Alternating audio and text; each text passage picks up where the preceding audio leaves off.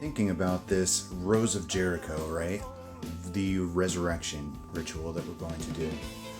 And it's bigger than that because I did more research. Roses of Jericho are also very prominent for prosperity spells. And what is going on right now? We had Channel 13 come up as a synchronicity yesterday. And we had the painting, which was basically a cross in a circle, the sign of Earth, New Earth. The anchor pop up in that video yesterday too, with Crest Light, the Sunflower 777, which is our number for the revolution, and New Earth. Channel 13, which is how we assigned the anchor. Oh, and I got that coin. I got those Spanish doubloon coins, which have the cross and then it's a circle. And that's very, very reminiscent to the anchor. I don't know why Spirit wanted me to put a bunch of those coins in my treasure chest, my chest of secrets. But that's what they had me do.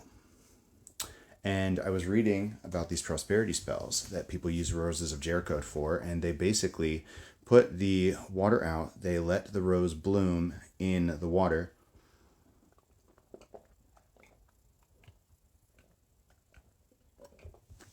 I'm thirsty.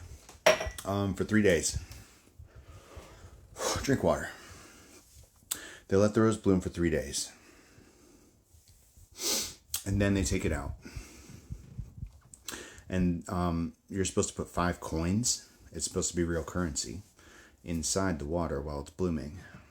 So 3 days, Rose of Jericho blooms in water with 5 coins. But we were supposed to be funneling prosperity into the new world, into the new dynamic, into the new order. And maybe it's not just a resurrection of the land, but maybe this is how we do this. Maybe this is the ritual for funneling that prosperity. We have the gold doubloons to represent exactly that. And Spirits had us do nothing but hold them in a treasure chest. This is the first opportunity we've had to actually funnel anything. And it just so happens to coincide. Audiobook started. We still, we happen to be at this point where we're starting the nonprofit right now, the Phoenix Catalyst. And we're trying to find ways to create passive income for that, which I have plans in motion. I'm actively working on. But the idea is that this doesn't become a money sink. It becomes a money generator. So that I can continually perpetuate these projects.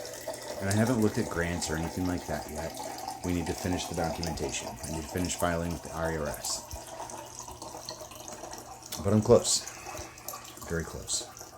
And if production can happen relatively quickly, I might even have some passive income for the charity. But this Rose of Jericho might be multi-purpose, multifaceted, like everything else Spirit has us do.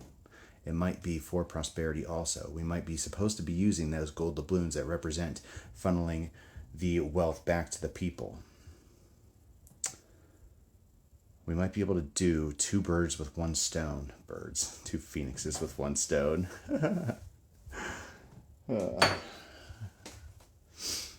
So, I need to figure out how I'm going to magnify this. But this is an integral piece of the puzzle. This is a piece. I really want to sit on the counter right now. I'm so sore.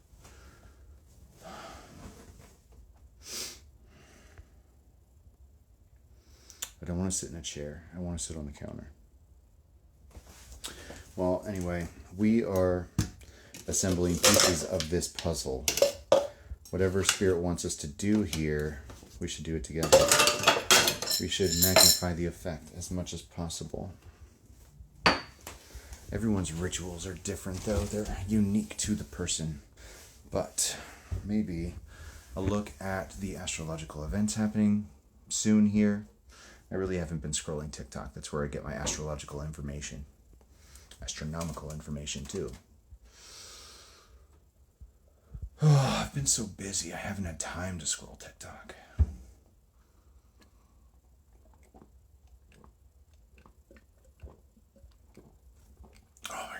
That's 2. One more for good measure. So, this might be a group activity, this resurrection ritual. Me and my Discord buddies might be able to synchronize. But it should be more than that. It should be everybody doing their own little practice. The difference is, before we had specific events where we didn't have to synchronize with each other because people all knew exactly when we were supposed to do what. Eclipses, specific events happening in the world. There was easy to identify echoes. You know, we were talking about temporal echoes, how we're carrying energy from one event to the next. We need some kind of massive social and socio-political statement or something that's going to carry that energy, some kind of massive event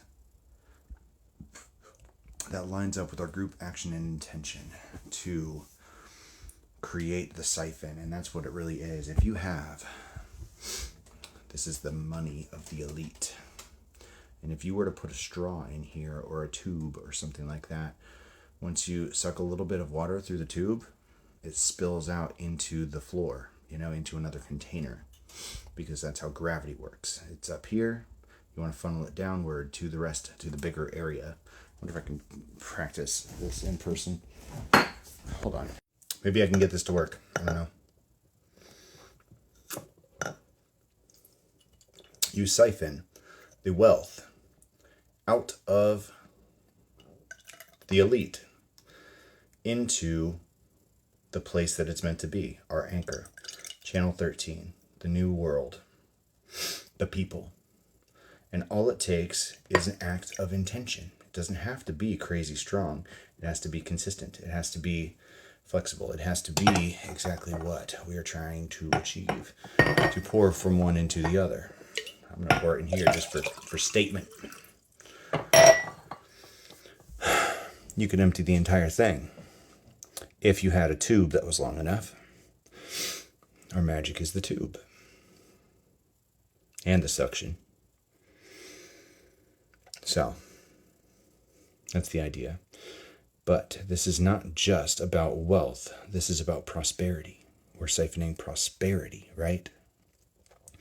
Back in our Tales of Symphonia examples, we were talking about how the two universes, the two worlds, one here, they siphoned mana, which was energy, back and forth. And one world would start to bloom, it would start to prosper, it would start to suck up all the energy. And in order for this world not to shrivel up and die, they would have to reverse the flow and then start sucking energy out of the active, prosperous world in order to prosper themselves. And they survived by going back and forth. And the whole point of Tales of Symphonia was that they broke it. They unified the world so they didn't have to vie for mana anymore. And the ending was all about creating the world tree, the prosperity. And that might not be a reality. It might be an archetype. Maybe this spring we should also plant a world tree. I'll have to pull cards on that later. Symbolically, it's clean. I like that idea. But you know me, any excuse to plant a tree. And by the way, my avocados are sprouted, which I did not see coming for the middle of winter.